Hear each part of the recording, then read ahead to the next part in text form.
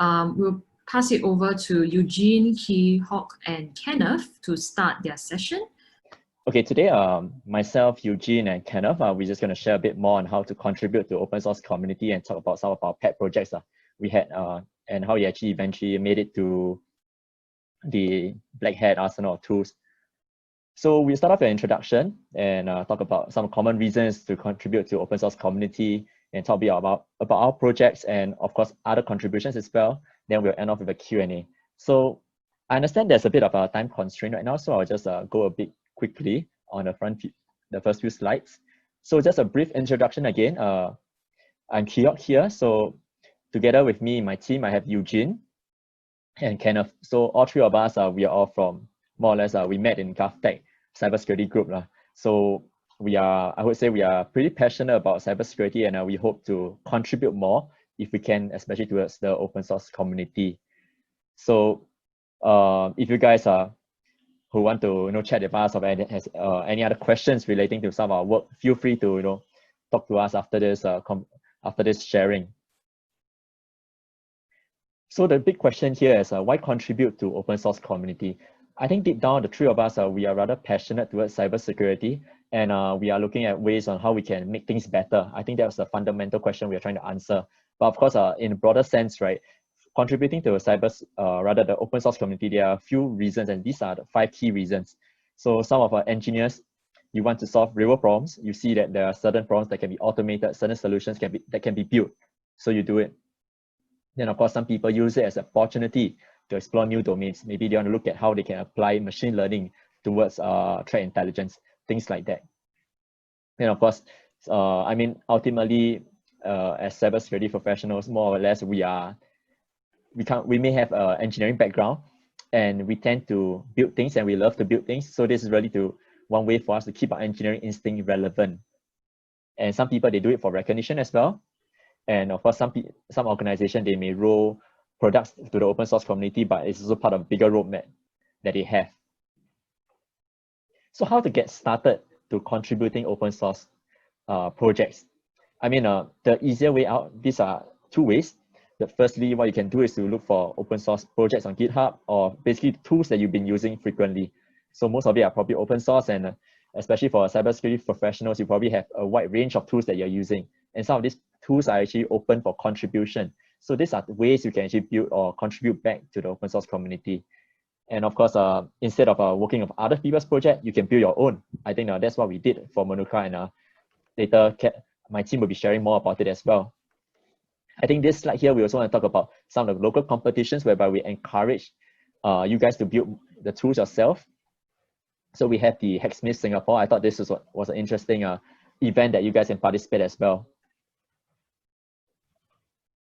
So with that, I'll quickly hand over to Kenneth. He will bring you guys through on the project that we did that eventually made it to Black Hat US arsenal of tools. Over to you, Kenneth. Yeah. So my team and I, right, alongside Eugene, Bernard, Iot, and myself, we actually conceptualized this tooling called Manuka, which is a scalable open source intelligence honeypot that we developed and tried to submit for Black Hat, which got accepted earlier this year. So next, yeah. So what are honeypots in general, right? So honeypots are basically fake systems or rather real systems that simulate operational data that allows us to sort of trap malicious attackers in networks where we can monitor what they are doing, as well as what kind of TTPs or rather techniques and processes that they utilize against a vulnerable environment. So through this, we can actually gather intelligence or ideas about how we can conduct our defenses against such adversaries. So currently, most honeypots are quite system centric, like Cowrie, where we simulate like a jail of sorts with a shell, where we can see what commands are executed by the attacker. But that being said, right, this is very system centric. So next.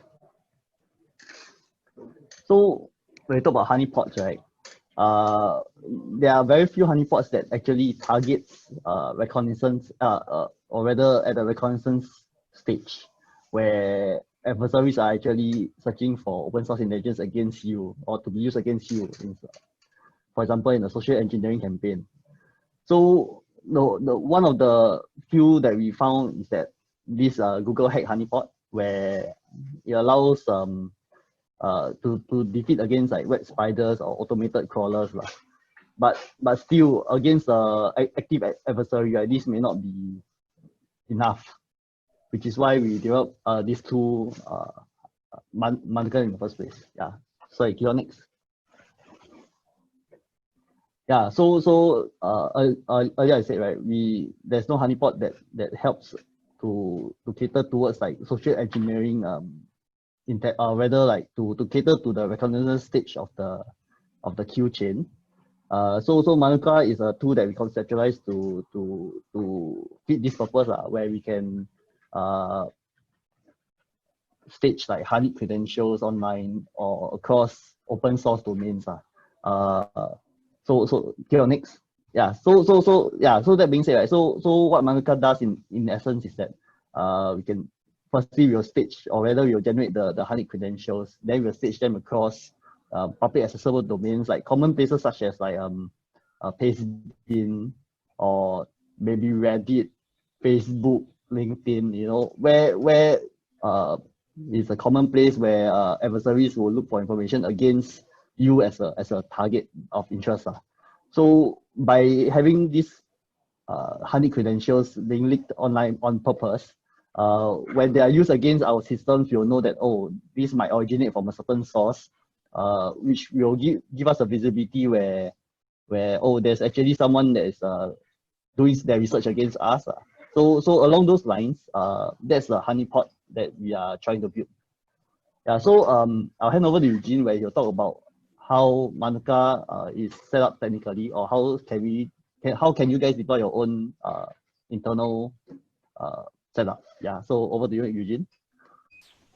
Yeah. Thanks, Kenneth. So now I'll discuss. We have presented to you, the reasoning for Manuka and what it can be used for. So let's go into the details of how it was written and deployed.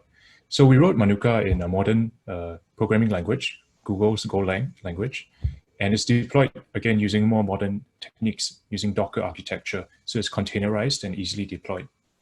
And so it's easily modular, extensible, and it just requires a very simple configuration, 3-step process, as you can see below. So next slide.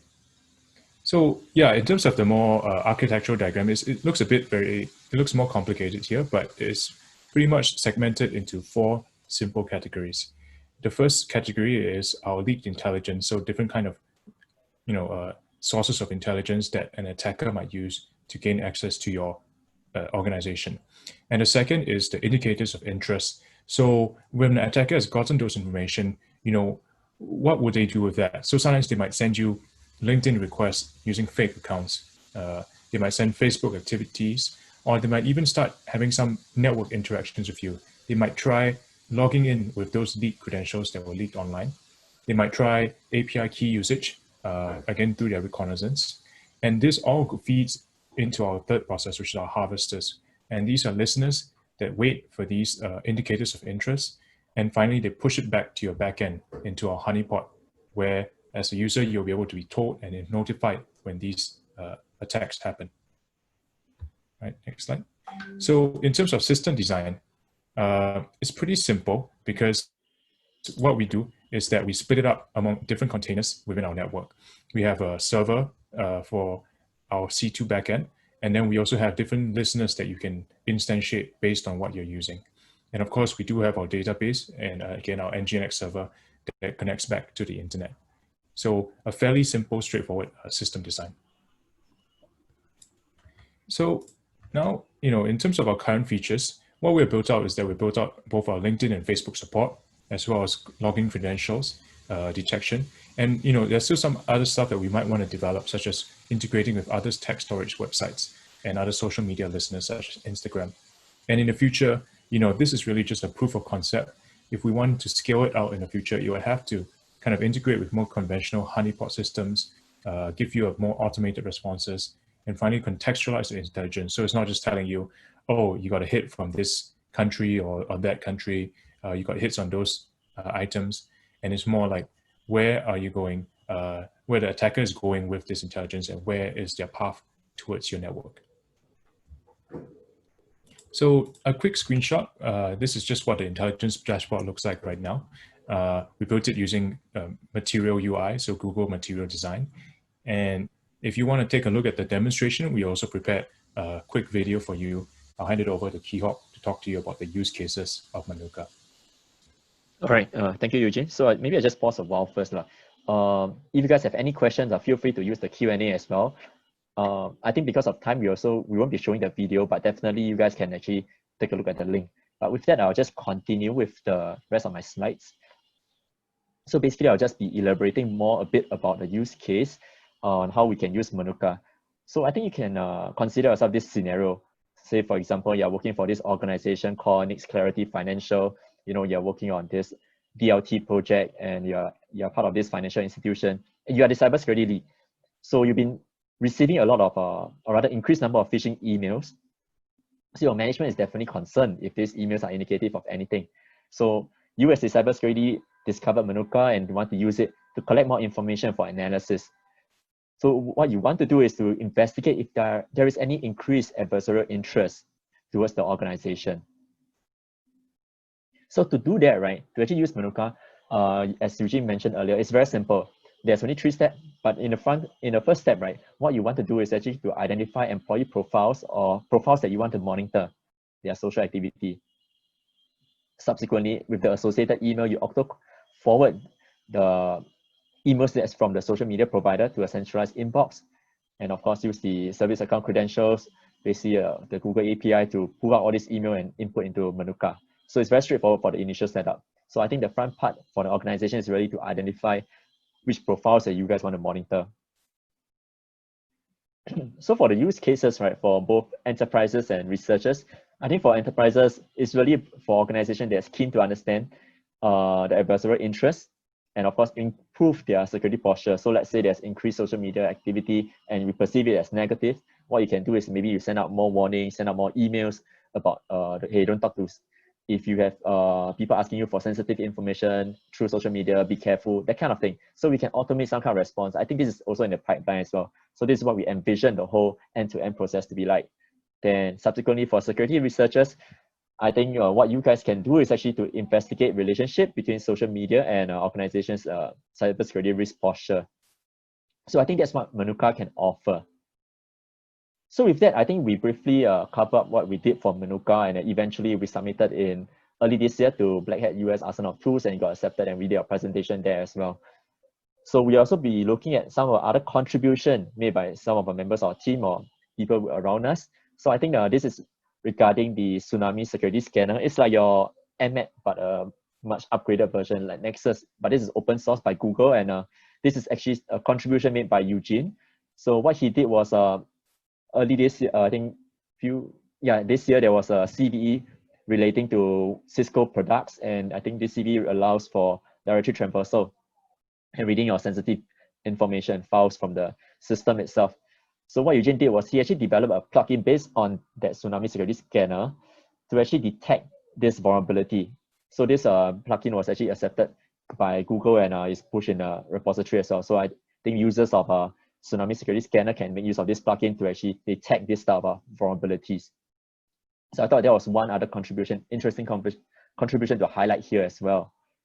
So I think the other contribution that might be probably more relevant to you guys as well, because some of you guys are students. So I have an ex-intern, right, Songguan.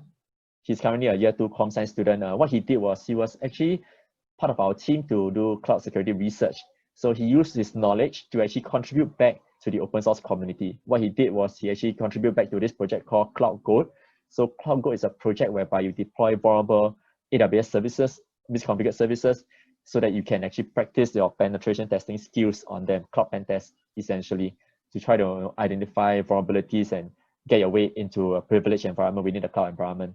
So what if you go to Cloud Goat repository right now, one of the scenarios is actually built by him, and it was actually merged and accepted, pull requests emerged, essentially by the project team itself. So I thought that was one contribution that you guys can be looking out for. And especially as a student, there's nothing really stopping you from contributing to all these open source projects.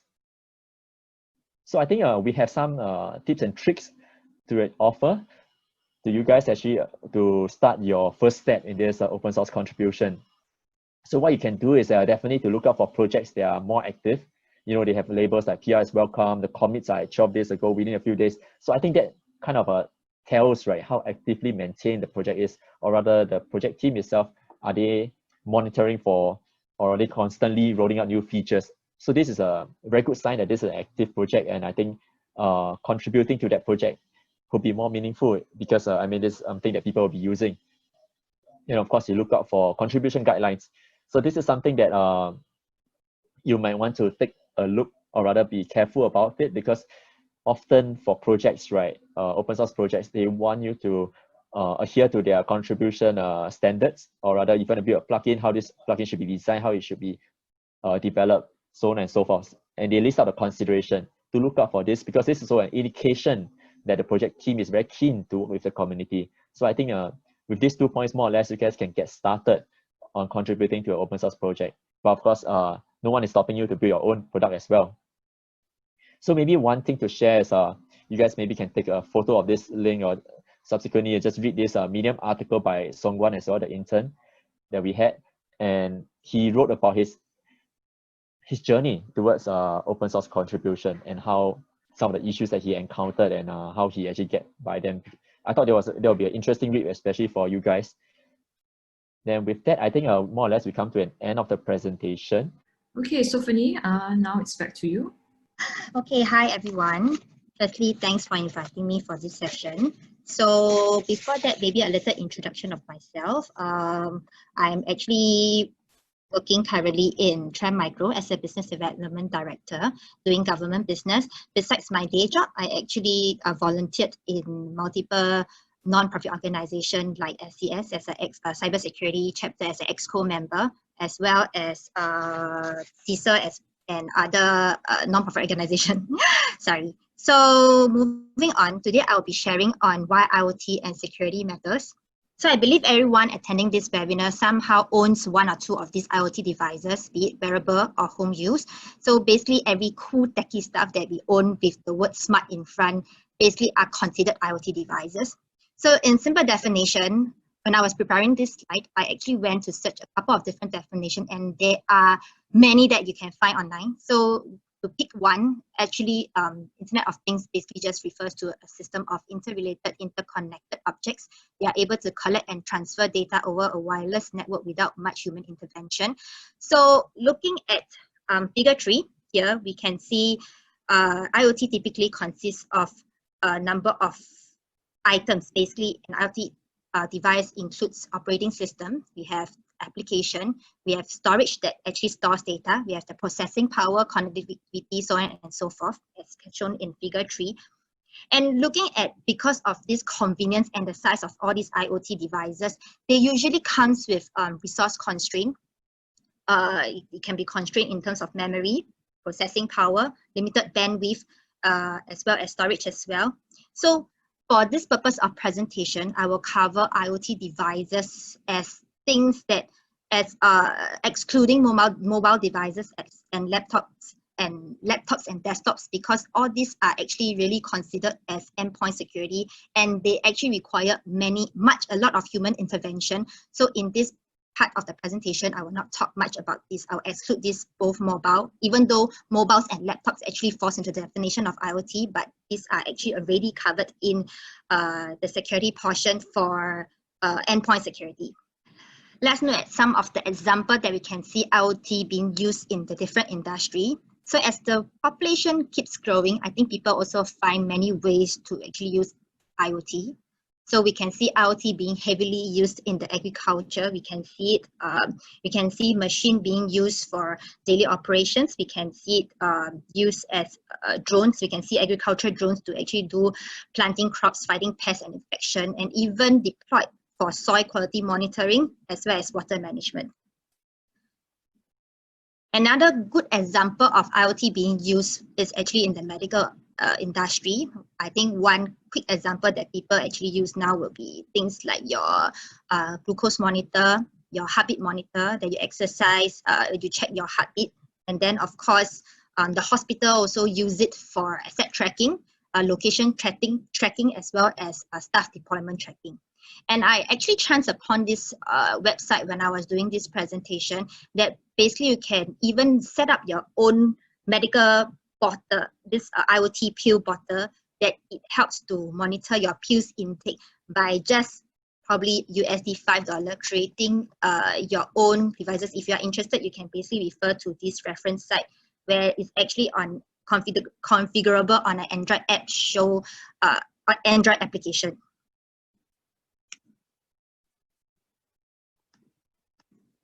And then lastly, some example, I like to show this illustration. I believe probably you have already chanced it upon on website, where how IoT it's used in our everyday life. And then imagine your house having all these IoT devices, and then basically they will come and haunt you and give you nightmare where everything turns to haunt you, with all the ransomware attack from your lamp, your smart lamp, your smart refrigerator, your smart Dyson hair dryer and all. So as you can see from this graph, back then in 2003, I'm not too sure many of you whether are you familiar with that, but back then when I recall, back in 2003, mobile phones was just basically used for calling and then sending texts. But today, mobile phones has become very smart, and then not only mobile phones, but basically this chart actually shows the internet adoption against the world population and the number of devices owned across a period of time since 2003. And you can see that as of today, in 2020, each person basically owns more than 6 devices, or in fact more than 6 devices that they have, compared to the number of world population that we have today. So that brings us to why IoT security has become the potential largest security threat in the past decade. So why is it so? Because when IoT was first where Smart Nation was being first conceptualized, the aim was not really to do much thing. It was only to digitalize and building e-government. And then all these sensors that were deployed are not usually treated as fully computing devices. So actually the security threat component was basically omitted. Next is, as all this consumer IoT grows at an alarming speed and more people embracing technology, security was not really in mind during the production, and definitely cost was actually more of the consideration. So the security component was, since the security was not inculcated into it, you will see some of the devices having very simple default password, and also basically no basic access control as well.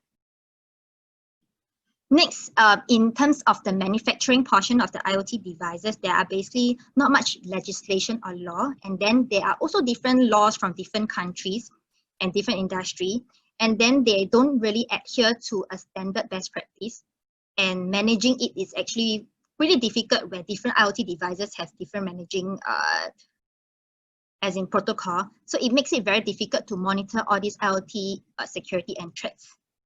So lastly, also because of the lack of security awareness, this makes the whole IoT complex very difficult for end user to actually understand, and that's why it's also difficult for them to implement.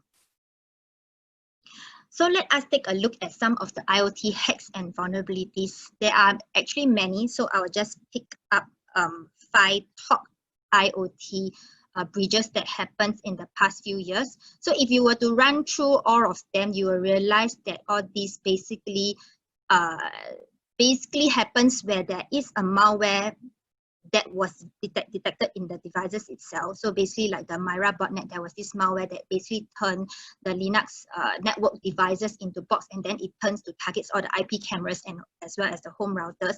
And in fact, there was also this back in 2016, there was this virtual car checking incident that these 2 smart hackers basically managed to take control over a Jeep, and then they managed to control the whole car system. So itself, this is actually, if you were to research into this, these 2 hackers basically published a list of cars for public awareness purposes on those cars that are easily hackable. And then this actually forms a reminder to a lot of people while developing technologies on all these platforms.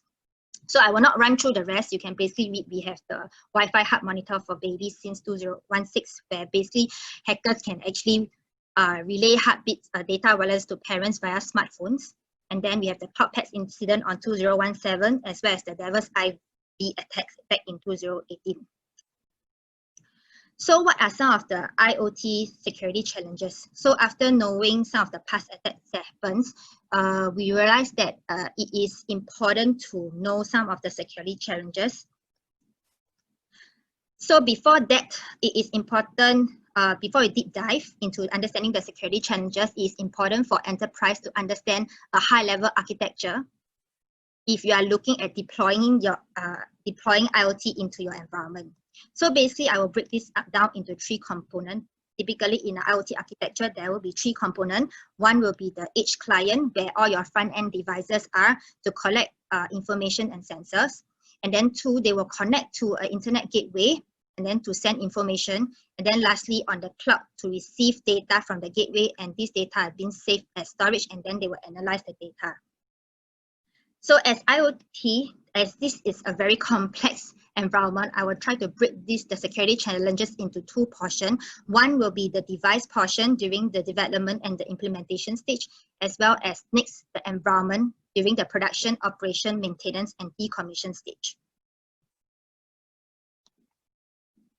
So as we can see, the security weakness of an IoT devices to take note are, firstly, insufficient privacy protection, example, personal information stored improperly, and then we have the default hard-coded password, and then next will be the lack of hardware security. Some of the, as we know, some of the IoT devices are actually placed in secluded places or remote places, which are easy to tamper with, and then you have easy access also to the memory and SD card.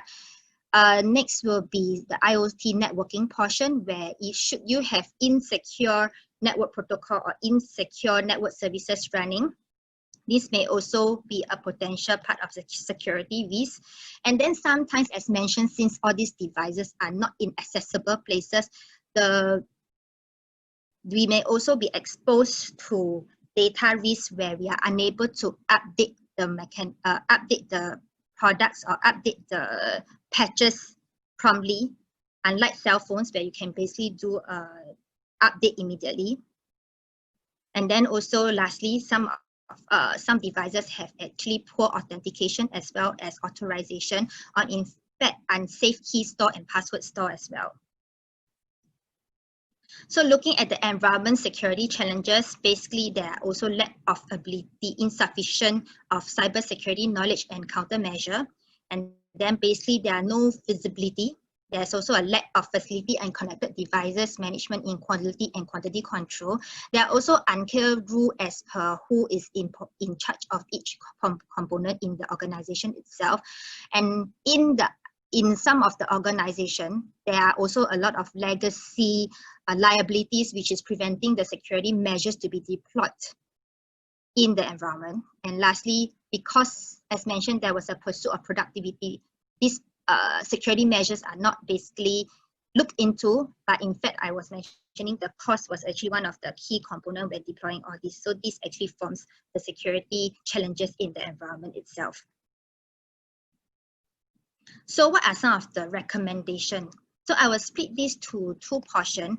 One will be for enterprise. So if you are looking at deploying IoT in your organization, there are 4 security measures that you can look at, and then across the implementation to the operation phase.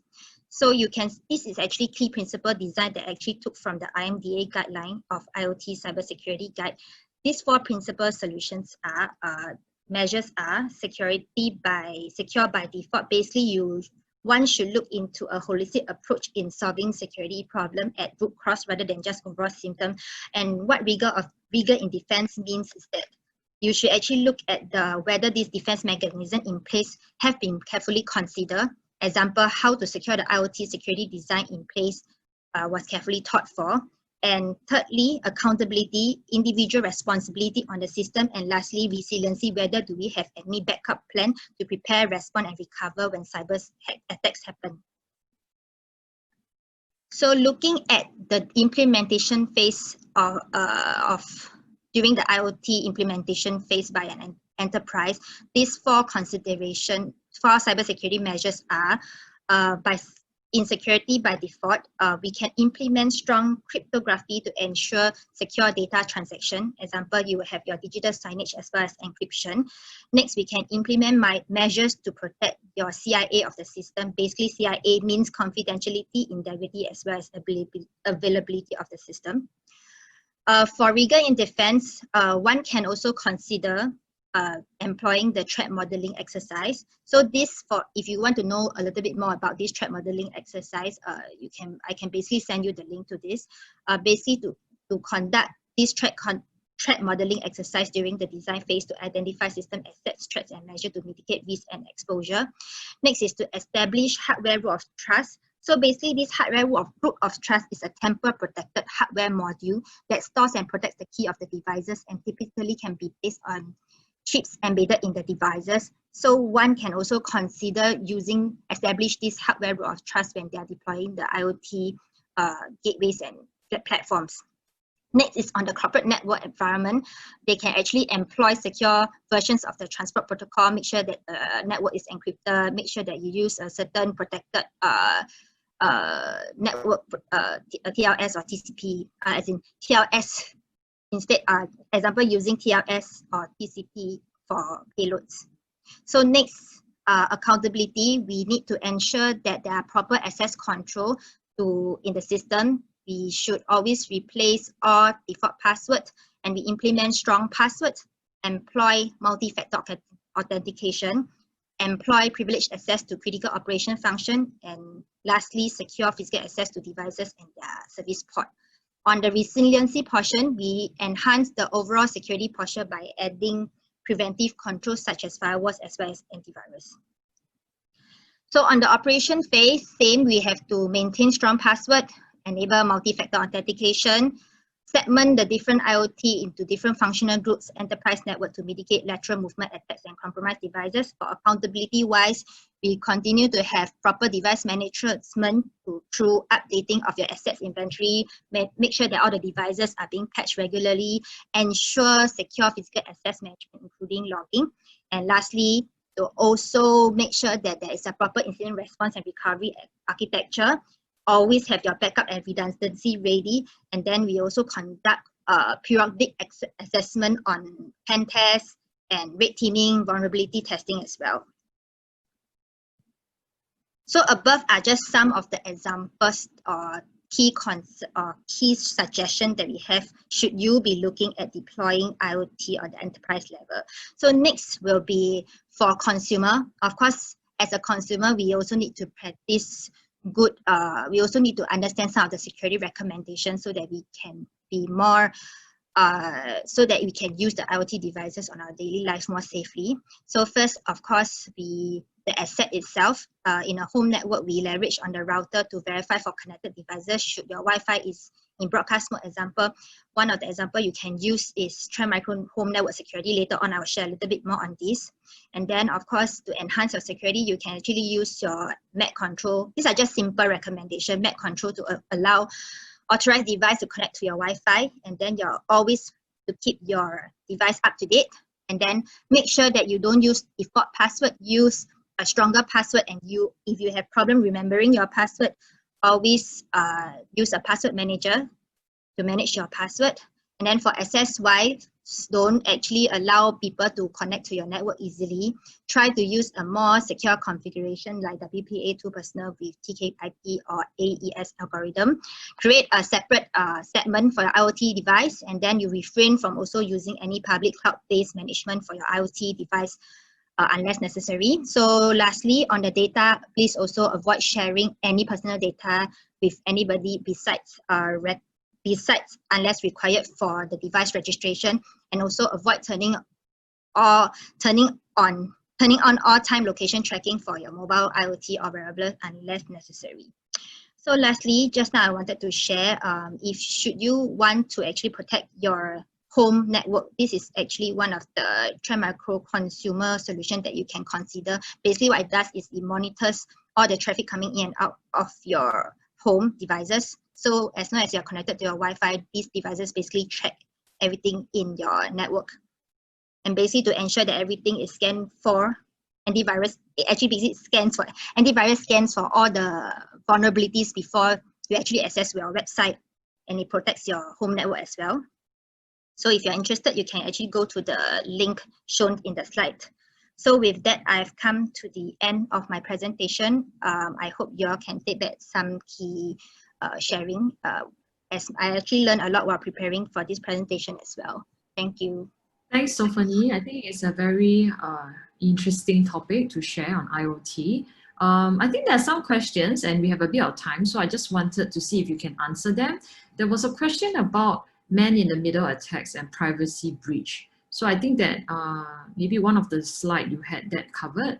So will you be able to explain how the man-in-the-middle attack resulted in the breach? Is Kenneth or Kihok or Eugene able to answer the question on W3C contribution to cybersecurity in general?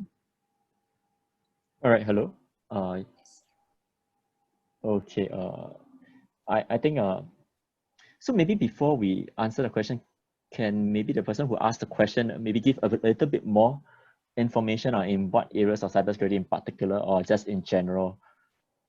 Because if you're looking at, I think cybersecurity and IoT sectors in general, we are definitely more than just W3C. We're also looking at guidelines from various standards like NIST, all this. So if you're looking at from an international consortium or international organization perspective, right, naturally what we would hope for in terms of cybersecurity is really guidance in the sense that guidelines, what are the standards. I think these are more generic way of putting it across. But maybe if I didn't answer, if I didn't answer the question that you initially want to ask, maybe you can share a bit more about what this question, the intent is, and describe a bit more. But otherwise, I think generically, I think this is our international organization. We're all looking at guidelines and standards from them. Okay, thanks a lot, Kihok. I think that if any of you have any questions you'd like to ask live, feel free to select the raise hand and then we can always unmute you to answer. Sophanie, you ready? I think for me, he's not really asking a question. Right? He's saying that is man-in-the-middle attack and privacy breach. So he's asking how is the man-in-the-middle attack resulted in a privacy breach? So I think that maybe it's like saying, is it resulting in that or between IoT? Okay. Sorry. Also, no 100% security solution available or comprehensive financial constraint in terms of paying for security licenses. I think she's just helping, right, between IoT and X. Okay. And finally, I think that we have a question from. Okay. So I think that Annie has typed in to say she was asking about privacy breaches and man-in-the-middle attacks between IoT devices. Yes. I think basically man-in-the-middle attack basically involves acting in conversation between the two parties, as we can see in the many examples. Just now I had mentioned a few examples of these different breaches, and then I guess there is no, like what Annie said, right? There is no 100% security solution. We just have to ensure that on the endpoint itself, basically basic security functions are in place. And then of course on the network communication itself, it's important to make sure that your devices are, encrypted as mentioned. And then between your IoT devices, just make sure that you practice basic security hygiene as well. Sure. So thank you, Sophanie, for answering that. I think that the final question we have is from Lillian Wong. I'm not sure if Chun Bong is still on the line and if he can answer that question. So I think that was mainly on why is the initiative. So I think that earlier on. Oh, okay, I'm still online. Yes, on the. What's the question again? Yeah, so I think that the question was more of like the safer cyberspace one, yeah, on attacks. Why is it being managed by IMDA and not CSA? Yeah. I think I only mentioned about the DNS security, right? The initiative. Yes. So in fact, this is actually driven by CSA, and but we work with IMDA to get it done because IMDA has direct control, or direct, I won't say control, direct regulatory relationship with the internet service providers. Yeah, but the initiative itself is actually from CSA. Yeah, I hope that clarifies. Right. Yes. Thanks a lot.